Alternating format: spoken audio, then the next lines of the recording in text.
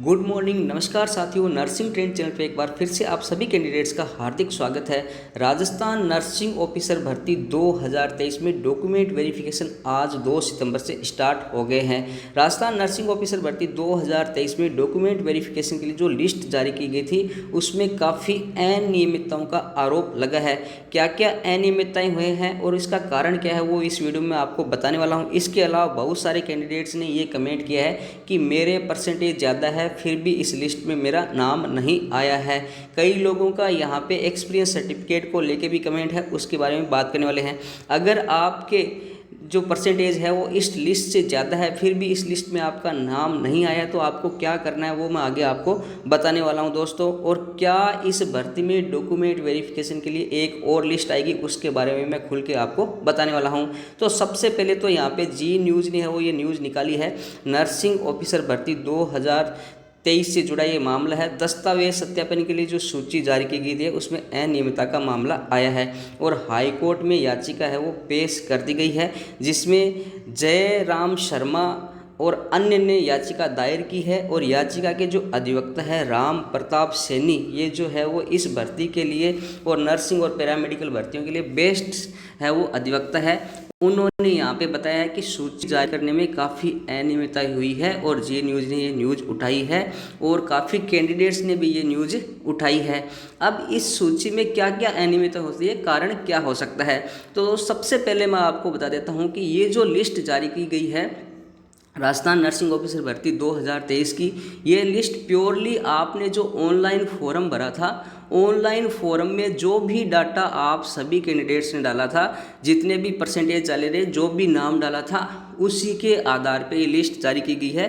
Document verification तो अब होना है।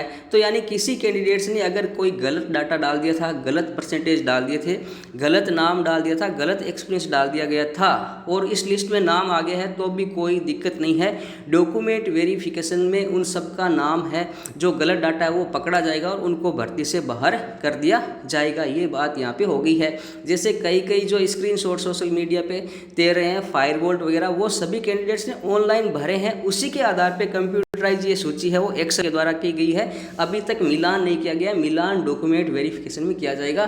तो ये जो अनियमितता आ रही है ये डॉक्यूमेंट वेरिफिकेशन के बाद में वो दूर हो जाएगी। इसके अलावा बहुत सारी अनियमितताएं भी हो सकती है जिनका समाधान है वो शिफू समय समय पर करेगा और यहाँ पे याचिकाकर्ताओं ने याचिका भी लगा दी गई है। तो हाई कोर्ट इस भर्ती में कोई भी अनियमितता नहीं होने देगा। तो जिन लोगों को लगता है कि भर्ती में हमारा नाम नहीं आया है उनको निश्चिंत रहना है, यहाँ पे सारी चीज़ें हैं वो सही हो जाएगी दोस्तों। अब यहाँ पे बात कर लेते हैं कि आपका कट ऑफ से ज़्यादा परसेंटेज होने के बाद भी आपका नाम इस लिस्ट में क्यों नहीं आया है।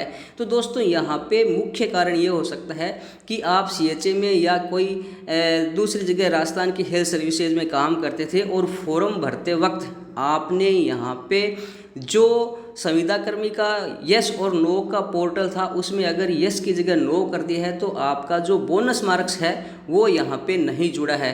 बोनस मार्क्स नहीं जुड़ने से आपके परसेंटेज है वो कम हो गए हैं। ये आपके जो फॉर्म भरने वाला है उसकी गलती हो सकती है या आपने नहीं देखा है तो उसकी वजह से गलती हो सकती है। तो फॉर्म में गलती आपके द्वारा की हुई हो सकती है, उसकी वजह से बोनस मार्क्स नहीं जुड़ने से आपके परसेंटेज है वो लो हो गए हैं और आपका नाम इस लिस्ट में नहीं आया हो सकता है। ये चीज़ हो सकती है या फिर आपने कोई दूसरी गलती की हो उसकी वजह से भी फॉर्म में नाम नहीं आया हुआ सकता है, लिस्ट में नाम नहीं आया हुआ हो सकता है।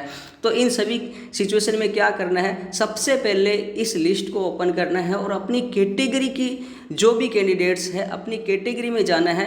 कैटेगरी में जो लोवेस्ट परसेंटेज है, सो सबसे कम परसेंटेज है, उस परसेंटेज को देख लेना है। उससे ज़्यादा अगर आपके परसेंटेज बन रहे हैं, आपकी कैटेगरी से ज़्यादा परसेंटेज बन रहे हैं, लोवेस्ट परसेंट से ज़्यादा परसेंट बन रहे हैं, फिर भी आपका लिस्ट में नाम नहीं है तो आपको कुछ नहीं करना है, शिफू में जाना है। रूम नंबर 103 में अपनी सारे सभी जो डॉक्यूमेंट्स है सेल्फ अटेस्टेड और आपकी एप्लीकेशन देके वहाँ से रिसिप्ट ले लेनी है। वहाँ से आपका समाधान है वो 100% कर दिया जाएगा। फिर भी अगर समाधान नहीं होता है तो आपको कोर्ट जाने के लिए भी यहाँ पे याचिका लगाने के लिए भी तैयार रहना चाहिए, क्योंकि ये मानवीय भूल है, कंप्यूटर में मिस्टेक हो सकती है, कंप्यूटर में फॉर्म भरने वाले गलती कर सकता है। तो इसको सुधारना शिफू का काम है। हालांकि गलती आपने की है, आपकी गलती है, लेकिन शिफू इसको सुधार लेगा, ये मानवीय भूल हो सकती है। यहाँ पे काफ़ी इस टाइप के कमेंट भी आ रहे हैं कि यहाँ पे जो डॉक्यूमेंट वेरिफिकेशन या जो फॉर्म भरते वक्त यहाँ पे जो संविदा कर्मी का पोर्टल था उसमें यस नो करना था, तो उसमें यस की जगह नो कर दिया, तो नो करने की वजह से जो बोनस मार्क्स थे वो आपके इस लिस्ट में नहीं जुड़े हैं। या कई लोगों का नाम में मिस्टेक है, या कई लोगों की जो सप्लीमेंट्री मार्कशीट है उसके परसेंटेज सही ढंग से नहीं जोड़े गए हैं, या कई लोगों ने 10वीं 12वीं या जीएनएम के परसेंटेज गलत तरीके से लिख दिए गए हैं, तो उनके परसेंटेज है वो कंप्यूटराइज की तरफ से कम होने की वजह से यहाँ पे ये दिक्कत हो सकती है। तो आपको कुछ नहीं करना है, शिफू में रूम नंबर 103 में जाकर अपनी आपत्ति दर्ज करवा लेनी है। अब बात कर लेते हैं कि एक लिस्ट और आ सकती है क्या। तो दोस्तों जो जो लोग यहाँ पे परिवेदना दे रहे हैं वो उन लोगों की अगर परिवेदना सही पाई जाती है और जो फर्जी कैंडिडेट्स हैं वो बाहर निकलेंगे, तो आपकी 100% है वो एक लिस्ट है वो और जारी हो जाएगी, जिसमें सभी कैंडिडेट्स जो वंचित रहे हैं उनका डॉक्यूमेंट वेरिफिकेशन है वो किया जाएगा। आई होप पूरी चीज़ें आप समझ गए हैं। फिर भी आपके मन में कोई सवाल है तो नीचे कमेंट बॉक्स में जाकर कमेंट करना है, मैं रिप्लाई देने की कोशिश करूँगा। जल्दी जरूरत है नेक्स्ट लेकर, तब तक स्वस्थ रहिए। Thank you friends.